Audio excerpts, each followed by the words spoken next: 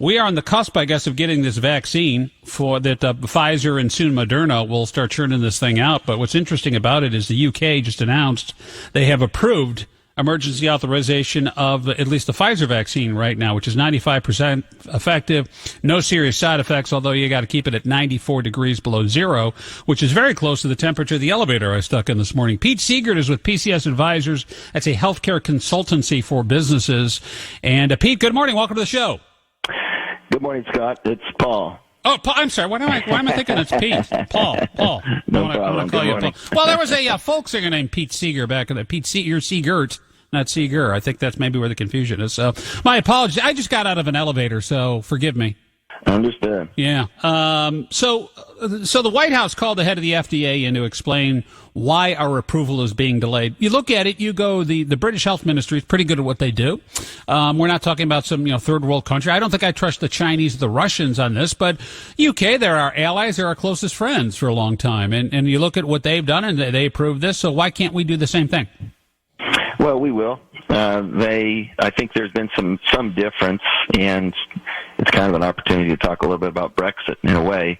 The Medicines and Healthcare Products Regulatory Agency, the MHRA, is the agency in the UK that makes these approvals, and then you have Brexit happening 12/31, and they're messaging to the world really that we'll do things quickly, and I think there's some intent there that companies will come to them in the future, and so they're trying to look like the faster organization, and it's not that they're rushing it necessarily. They've been doing rolling reviews with Pfizer and BioNTech and other drug manufacturers. In fact, I heard that they even have their response rate to the drug companies when they submitted data was as quick as 10 minutes asking questions. So they've been doing these rolling reviews with the intent of getting this thing out as quickly as possible. Gotcha. So it's not the FDA dragging their feet. And I guess, knowing Trump, in the waning days of his administration, obviously, is going, hey, listen, we want America to be first. We want to be first in everything, America first, right? And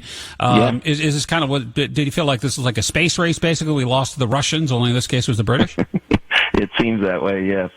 But I think the messaging here, while the MHRA is messaging the drug companies for the future, likely, the FDA is, and the EMA, the European Medicines Agency, 12/10, on the 10th, we'll have a public hearing on our emergency use with the intent of really convincing people that it hasn't been rushed. And because we have to get people to take the vaccine to get to herd immunity at some point. And the same thing, I think the same theory is in place in the rest of the European Union. Okay. So, but the thing is, we have the vaccine. We have it in Ohio right now. It's being distributed to 10 locations, including UC Health here in Cincinnati is one of the 10 spots. So it's not like, I guess it's ready to go. We just have to get the green light from the FDA before they can start inoculating people. Exactly. Okay. Yeah, they've already been getting it ready and staged in different geographies. There's 64 jurisdictional immunization centers that are getting their orders in they have to have their orders in by this week. Yeah, but although shipping's already begun. Yeah, and I think the big thing here too, because people are wondering, Paul, how am I going to get the vaccine? How am I going to get for the average person, we're talking probably spring, summer, right? Before perfectly healthy. Yeah, for the average person, you're not in line yet. They're going to be 20 million enough. What we expect is that we'll have enough to immunize 20 million people by the end of this year. And based on the ACIP, which is the organization that recommends to the CDC who should get the vaccine first, basically, they voted 13-1 on Tuesday that it would go to healthcare workers in the U.S., followed by those in nursing facilities, skilled nursing facilities. That's 24 million people in those two groups, and we're going to have enough for 20 million. So there's something like 18 million healthcare workers alone, so there's enough to cover them eventually, not immediately, but eventually. But, you're talking about cops and firefighters, nursing homes. We're not even close to hitting that number yet. Right. That's right. So however, what happens, Paul, what happens when Moderna rolls theirs out then? And how many doses do they have? Because it's a similar vax, right?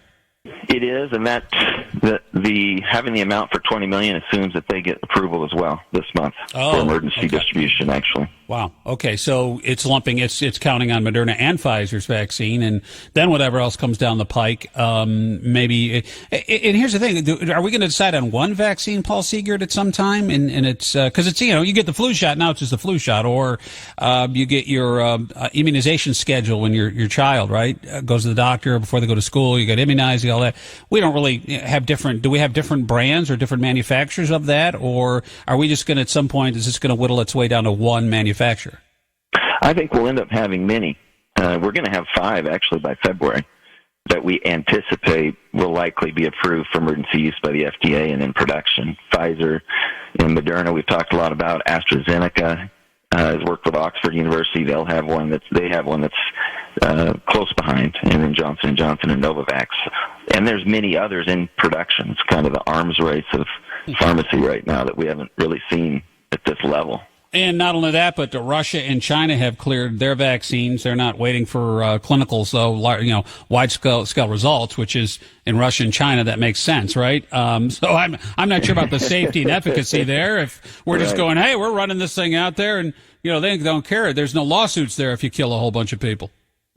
Yeah, I wouldn't line up for either of those, but the other 5 that I've mentioned and some of the others that are in production are certainly going to be, I would line right up for those. AstraZeneca's and some of the others, these first 2, we've talked about the fact that they require extreme cold storage, and they've had to essentially build a whole new way of transporting and storing these vaccines. Yes. And some of the others, AstraZeneca as an example, they'll be easier to distribute, and we might see that they are distributed to parts of the world where that kind of refrigeration wouldn't be as possible.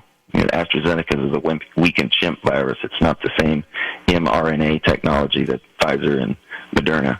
I think that's an important distinction. Paul Seeger's on with PCS Advisers, healthcare consultants for business, and we're talking about the United Kingdom. Britain has announced they've approved actually the vaccine for use to their population, and President Trump, and rightly so, has called the FDA to testing. Okay, why are we delaying this so much at this point? When are we going to be able to distribute it? We have it.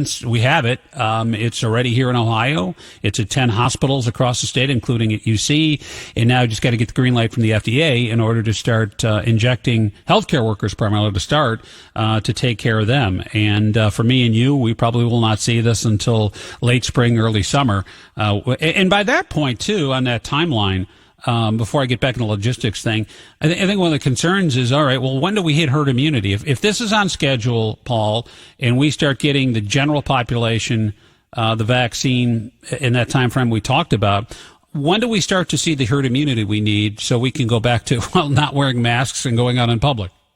I hope soon. 70% is what they project we'll need for herd immunity, and we get different messaging on that as to when we could expect to have enough production to make that happen. The more optimistic timeline is that by June or so we could have that 70% number, and that's a combination of people who've had the disease and then others who've been immunized for it. So that's a possibility. I would project it to be more like the third quarter reality, that we could have that herd immunity. But there's a lot of assumptions in that. We don't know, can you still transmit the virus after vaccination with certainty, and some other things that are contributing factors. So there's a lot of hope around this, and likely third quarter. Yeah, okay, so third quarter, but that's great because now we're starting to get into the fall again, and people are inside, and so the holidays that are going to be lacking, they're going to suck this year. Already, so Thanksgiving sucked. Christmas is going to suck. I imagine by this time next year, we won't be having this conversation, it sounds like. I certainly hope not. Yeah, and that's the plan. Yeah, let's talk a little bit about logistics. Because here's the thing. Now, we live in a major urban center here in Cincinnati, Ohio. Paul, I'm not sure where you are, but still, at the same time, it's like we live near cities. Okay, great. If you're listening to me and you're in rural Ohio or Indiana or Kentucky, now it starts to get a little wonky, right? Because you have all these doses that are coming in, and I don't know how it's not like there's, the vials are individual doses. This is once you tap into it, you got to use the whatever, if it's 100 shots right. or whatever it is in a vial, right? But once it's out of refrigeration, you've got to use it. Now, that's okay if you're at UC Health or you're in Cleveland or Columbus or Toledo or wherever it might be, but now you're out in, I don't know, Paulding County or something like that, let's say, or Lake County, Ohio, or somewhere where there's a much smaller population. You think about the Midwestern states and the like, and the Plain states. How do you handle that situation? How if you have, 30 people that live in a town, let's say, and you're in the middle of nowhere, how do we get the vaccination to them, logistically speaking?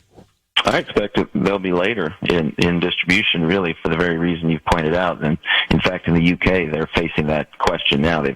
They've got 800,000 doses ready to go, and they're prioritizing people a little bit differently. They're going into the nursing homes first. But what about those small nursing facilities that have not very many residents and workers?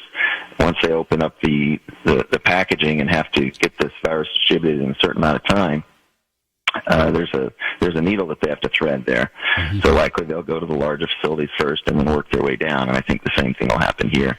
Now, the ACIP, the organization that recommends who gets it first here to the CDC, then they make those recommendations. The states and these jurisdictional immunization centers, they make their requests for vaccines, they get the vaccines, and then they actually have leeway in how they distribute those. So each jurisdiction will have their own control. They'll follow what the CDC has recommended. They're not actually required to do that. Okay.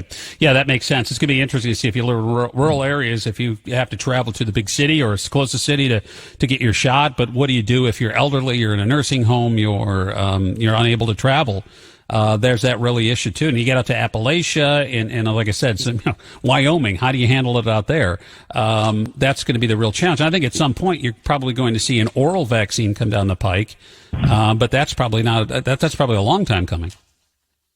Yeah, that's down the line. There are some that are in production, but they're not anywhere near as close as those that we're discussing today. Mm-hmm. And your point is really valid. And you've got some of these rural health centers. Do they have the capacity to store this virus or this vaccine in the way that it'll need to be stored? Do they have the equipment to do that? The freezers and so on. And many of them won't. Yeah.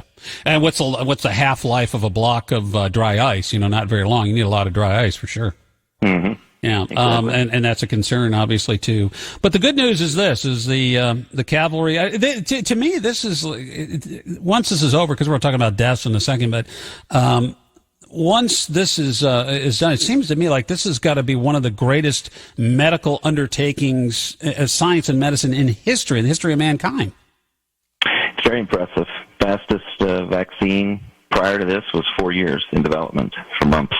And here we're doing it literally in months. And it's quite a story, the Pfizer BioNTech vaccine process. The couple that started BioNTech, the husband and wife team, and he on his home computer had 10 potential vaccines mapped out early on in the process. Partnered with Pfizer by March for distribution and brought it to market in this period of time. It's pretty incredible. Amazing.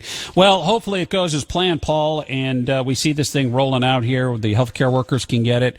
They need it first and foremost, the elderly, obviously, and then for just everyone else, I think, as we said, probably not till the first quarter in January, maybe sometime, we'll start to see it rolling out and full immunization, hopefully in the third quarter of 2021. Paul Seegert with PCS Advisers, healthcare consultancy. And thanks again for the time, Paul. Be well. Thank you. Take care.